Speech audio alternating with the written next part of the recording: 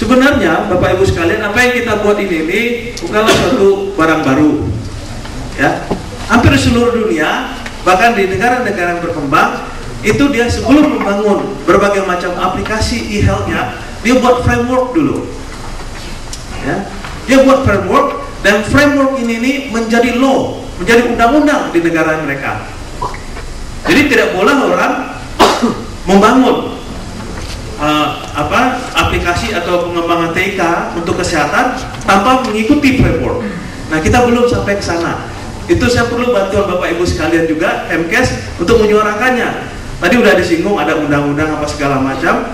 Saya ingin sekali mengangkat ke atas lebih tinggi lagi bahwa ada yang namanya framework. Ibaratnya Bapak Ibu sekalian, kalau kita membangun rumah, kita bangun dulu nih arsitekturnya. Ya, sepakat kita dengan arsitekturnya, baru komponen-komponennya mana yang mau kita lebih dahulukan, silahkan sesuai dengan kekuatan kita. Nah, ini ada teorinya, mungkin tidak perlu saya sampaikan secara detail, juga mengacu kepada WHO Health System. Nah, ini teori-teorinya. Jadi kita tinggal mengkopi saja Bapak Ibu sekalian, ya. Tidak membuat sesuatu yang aneh-aneh. Orang lain sudah berhasil, kenapa kita masih berdebat tentang ini begitu? Secepatnya saja kita lakukan, ya. Nah, ini pun juga prinsip-prinsipnya udah dari Microsoft, bahkan saya ambil ini. Sebenarnya ini open system. Walaupun Microsoft dia open system, integrity, agility, scalability, granularity, segala macam. Ya, ini parameter-parameter yang mesti kita cek untuk setiap inisiatif penggunaan TK tidak hanya di e-health, untuk yang lain-lain juga seperti itu. Itu juga saya kira, nah ini yang saya bilang tadi, open standard for data and communication. Ya, apapun datanya, tetapi bisa kita interfacingkan kemana-mana. Apapun protokol komunikasinya, ya seperti kita telepon seluler aja. Bapak Ibu kan punya macam-macam provider itu, tapi satu sama lain kan bisa berkomunikasi. Nah, itu yang kita inginkan. Di seluler kita sudah berhasil, tetapi di aplikasi khususnya untuk e-health ini belum. Sederhana saja analoginya. Oke, undang-undang pun, nah ini nanti saya mau tambahkan undang-undang yang disampaikan Ibu Jen tadi. Ya, ini pun kita sudah dilindungi menggunakan berbagai macam media untuk elektronis ini. Ada undang-undang ITE, kebebasan informasi, dan tentunya juga harus kita perhatikan norma etika dan ada standar setempat. Nah, kita perlu juga dorong ada kebijakan-kebijakan yang melekat di dalamnya, Bapak Ibu sekalian. Ya, mensyaratkan penggunaan komponen lokal untuk pengembangan industri TK untuk layanan kesehatan. Saya kira ini yang dilakukan oleh teman-teman UGM. Dan ini juga satu hal yang perlu kita perjuangkan, multi-years budget dan multi-years kontrak. Jangan sampai kita berlangganan internet saja, setiap tahun mesti ditenderkan.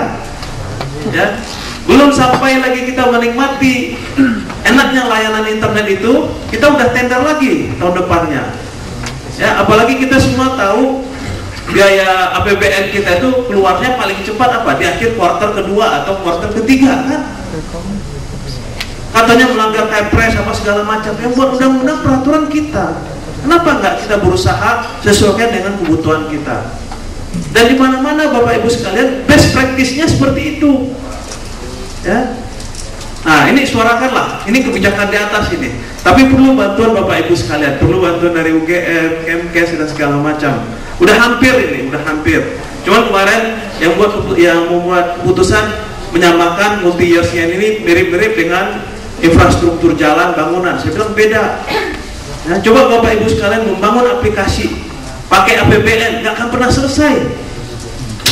Ya, saya tuh dosen di UI, tahu metodologi pengembangan sistem informasi. Ya, kalau saya ikutin yang prinsip aja, ada planning, analisis, design, ya, implementation, evaluation, kita udah keburu batal project kita.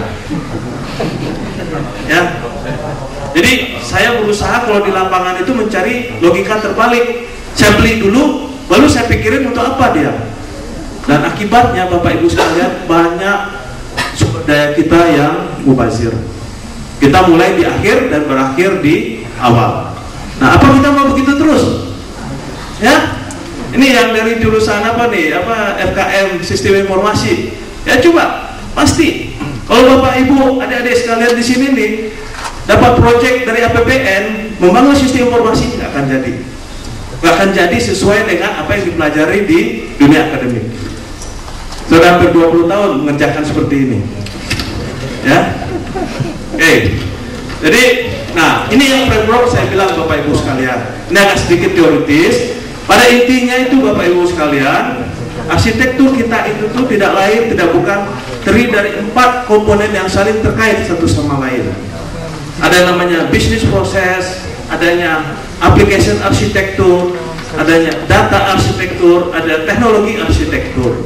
Kalau semuanya kita mengacu ke sini, ya ini perlu diperhalus lagi. Saya yakin apapun, sekecil apapun yang Bapak Ibu lakukan itu masuk ke dalam framework ini. Ya, jadi ini bisa, misalnya bisnis arsitektur, ini juga bisa kita uraikan, ada B2B, C2C dan seterusnya. Ya, ini sedikit teoritis, tapi bagi FKM yang bergerak di sistem informasi, ini bisa dielaborate lebih jauh lagi. Begitu juga data arsitektur, tadi Bu Jen singgung, data bervariasi, pelan-pelan kita bisa integrasikan. Tapi ada tahapan-tahapannya. Untuk awal-awal mungkin kita bisa berkomunikasi satu sama lainnya sudah bagus. Ya, bangun konverter, adapter atau apapun namanya.